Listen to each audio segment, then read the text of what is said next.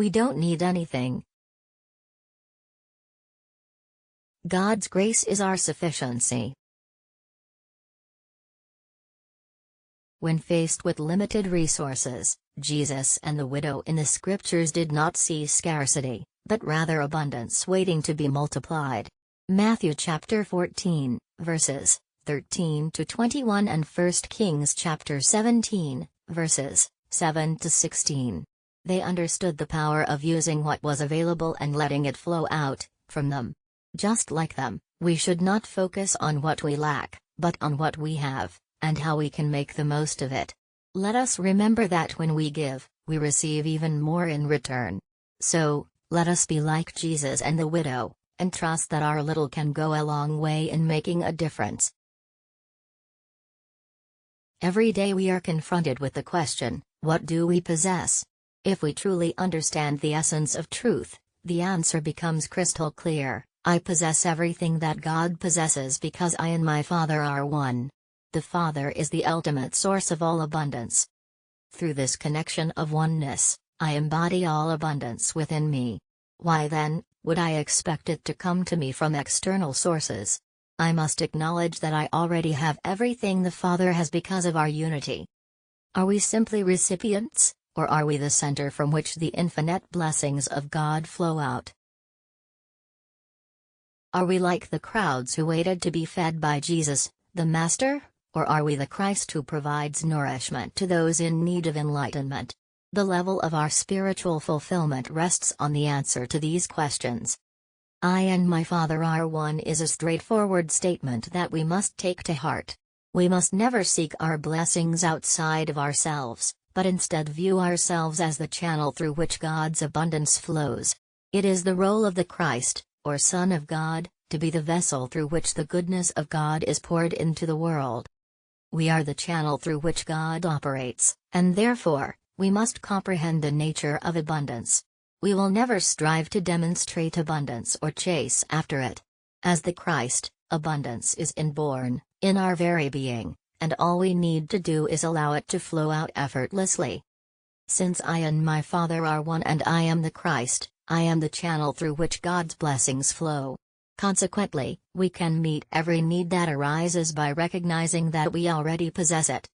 This shift in consciousness transforms us from simple recipients of blessings to the realization that we are the point through which God's infinite goodness flows to those who have yet to discover their true identity. From when we were young, we have been taught that our happiness depends on material possessions and relationships. However, the truth is that we do not need anything in this world except for God's grace. His grace is all we need to thrive in every aspect of our lives. When we are tempted to believe otherwise, we must remind ourselves that God's grace is our sufficiency in all things. By holding on to this truth, we open ourselves up to a life filled with endless blessings and abundance. We must understand that our connection with God is what truly matters, and from that connection, all good things flow. So, let us release our dependence on the world and instead focus on the infinite grace that is always available to us. If we can truly embrace this truth, our lives will be transformed into a constant state of joy and abundance. Remember, His grace is sufficient for all our needs, now and forever. Every day, we are faced with temptations that make us believe we are lacking in some form of good, whether it be food, shelter, opportunity, education, employment, or rest. However, we must remember that we do not rely solely on material things for sustenance, but on the Word of God. His grace is enough for us in every situation. By immersing ourselves in Scripture, we cultivate a deep awareness of the presence of the divine in our lives. This awareness allows us to appreciate the material world while never feeling a sense of lack. We understand that God's grace is all we need, and we live not just by material things, but by the truth that is within us. It is crucial to internalize and embody this truth so that it becomes an integral part of our being. When we acknowledge God as the source of all good and see people and circumstances as instruments of our abundance, we open ourselves up to miracles and abundance in our lives. Embodying truth and consciousness is not easy, but it is essential for experiencing true freedom and abundance. It may be a challenging path, but it is the path that leads to fulfillment and prosperity. The principle of he that hath, to him shall be given may sound harsh, but it is a fundamental law of life. When we admit our lack of understanding or experience, we are essentially declaring our own poverty. By acknowledging what we do have, even if it's just one statement of truth, we open ourselves up to receive more. It is not our own truth that flows to us, but the truth that God imparts. By being receptive and acknowledging the abundance within us, we can tap into an infinite flow of wisdom and understanding. Just like the never-ending cruise of oil or the multiplication of loaves and fishes, the more we use what we have, the more abundance flows to us.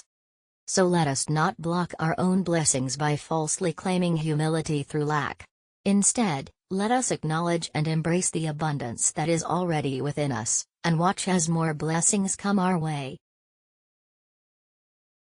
If we truly believe in the teachings of Scripture that we are joint heirs with Christ to all heavenly riches, we must understand that our blessings come from our divine sonship with God, not from others.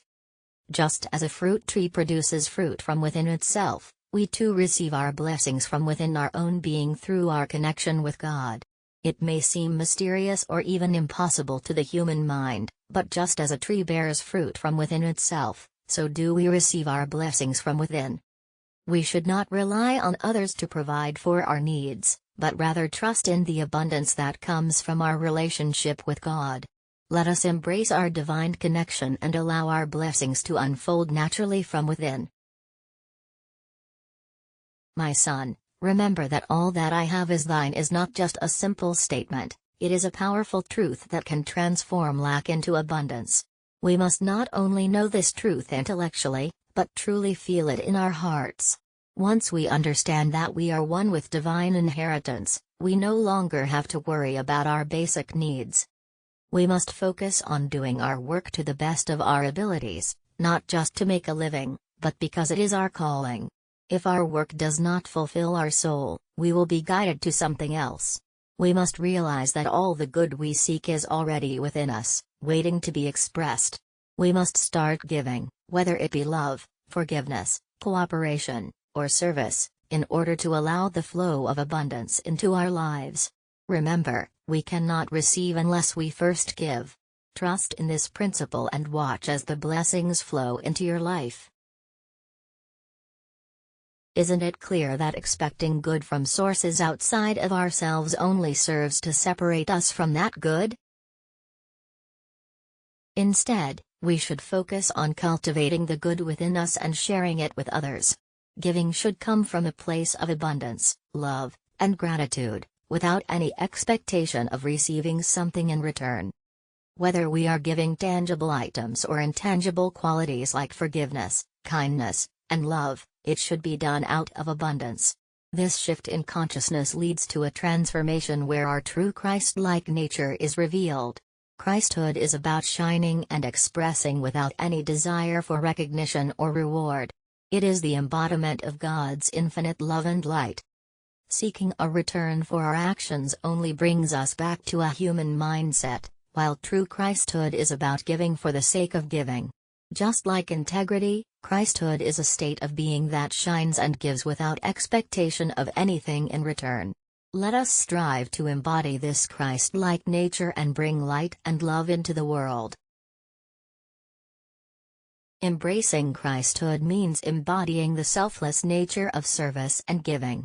As we strive towards Christhood, we transcend our personal desires and become a channel through which God's fullness can flow. Tithing is not just about giving 10% of our income, it is about sharing our spiritual vision with others and recognizing their true identity.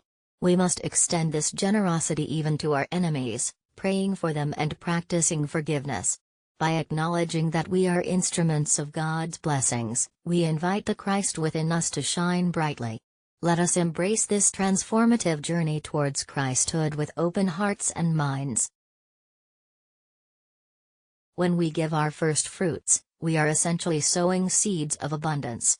The bread we cast upon the waters is the substance of life that sustains us, and only what we put out into the world can come back to us. We must understand that we have no right to the bread cast by others, only to what we ourselves release into the universe. By acknowledging the truth of God's presence within us and sharing that spiritual bread, we open ourselves up to receiving eternal blessings.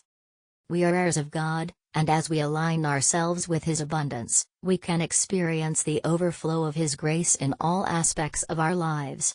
So, let us practice the principle of giving freely, knowing that we are instruments through which God's blessings flow. Trust in the inner fountain of life and be assured that His grace is more than sufficient. In this understanding, joy will overflow, and all that the Father has to offer will manifest in our lives. Peace.